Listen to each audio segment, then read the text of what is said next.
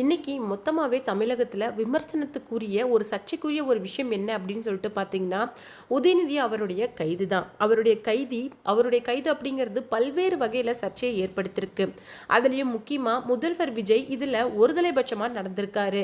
இது அதிகாரத்தின் பேரில் நடந்த கைது தான். 9 பிரிவின் கீழே அப்படி கைது பண்ணுற அளவுக்கு அவர் எந்த விதமான தப்பும் பண்ணலை. இன்ஃபேக்ட் நீங்கள் சொல்கிற அந்த மிஸ்டேக்லேயே அவர் எந்த பேரையுமே மென்ஷன் பண்ணலை, இவங்க அப்படின்னு சொல்லிட்டு சுட்டி காட்டலை.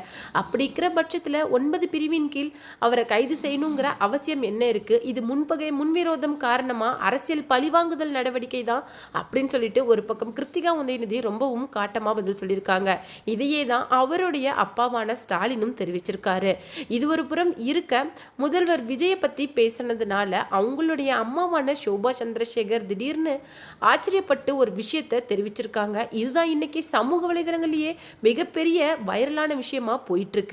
அப்படி என்ன ஒரு விஷயத்த முதல்வர் அவருடைய அம்மாவான சோபா சந்திரசேகர் பேசியிருக்காங்க அப்படிங்கிறத பற்றி தான் நம்ம வீடியோவில் நம்ம ரொம்ப தெளிவாக பார்க்க போகிறோம். வீடியோக்குள்ளே போகிறதுக்கு முன்னாடி நீங்கள் சேனலுக்கு புதியவராக இருந்தால் மறக்காமல் சேனலை சப்ஸ்கிரைப் பண்ணிக்கோங்க.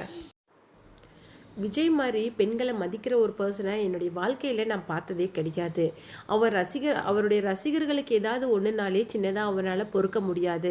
ஆனால் அவனுடைய ஆட்சிக்கு கீழே இருக்கிற பெண்களுக்கோ இல்லை குழந்தைகளுக்கோ ஏதாவது ஒரு விஷயம் நடந்தால் அவரால் கண்டிப்பாக பொறுத்துக்க முடியாது. எந்த அளவுக்கு போய் எக்ஸ்ட்ரீமுக்கு கூட அவரால் போய் அந்த ஆக்ஷனை எடுக்க முடியும். அந்த மாதிரி அன்பை தான் இன்னைக்கு தமிழக மக்கள் அவர் மேலே வச்சிருக்காரு.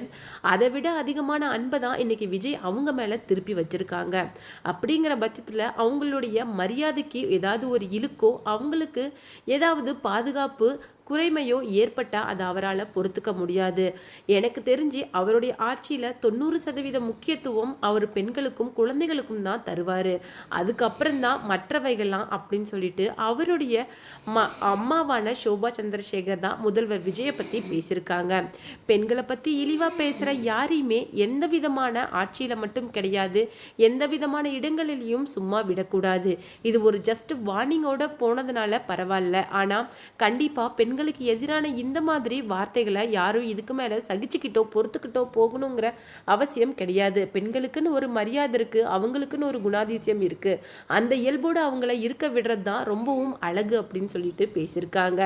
அவங்க இந்த விஷயம்லாம் பேசுறது எதுக்காக அப்படின்னு சொல்லிட்டு பார்த்தீங்கன்னா, உதயநிதி அவருடைய கைது, அது மட்டும் இல்லாமல் தஞ்சை கூட்டத்தில் அவர் பேசின அந்த ஆபாசமான வார்த்தைகள், அது மட்டும் இல்லாமல் அதுக்கு டென்ஷன் ஆகி எம்கே ஸ்டாலின்ல இருந்து கிருத்திகா உதயநிதியிலேருந்து மொத்த ஃபேமிலியுமே விஜயை கண்டனம் தெரிவித்து பேசியிருக்காங்க. அதுக்காக அவங்களுடைய அம்மாவே ஸ்ட்ரைட்டாக இந்த விஷயத்துக்காக நின்று பேசியிருக்காங்களாம்.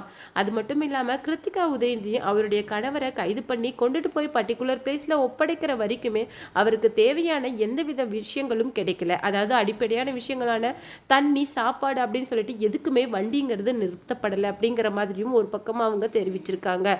ஆனால் இதுக்கு காவல்துறை தரப்பிலிருந்து சொல்லப்பட்ட ஒரு விளக்கம் என்ன அப்படின்னு சொல்லிட்டு பார்த்தீங்கன்னா, இந்த மாதிரி அந்த வேனை சடனாக எங்கேயாவது ஸ்டாப் பண்ணால் அதனால் ஒரு கலவரம் ஏற்படுறதுக்கு வாய்ப்பு இருக்குது. ஏன்னா அவருடைய இந்த கைதே மிகப்பெரிய அளவுக்கு திமுக தொண்டர்கள் மத்தியில் ஒரு பரபரப்பை ஏற்படுத்தியிருக்கு.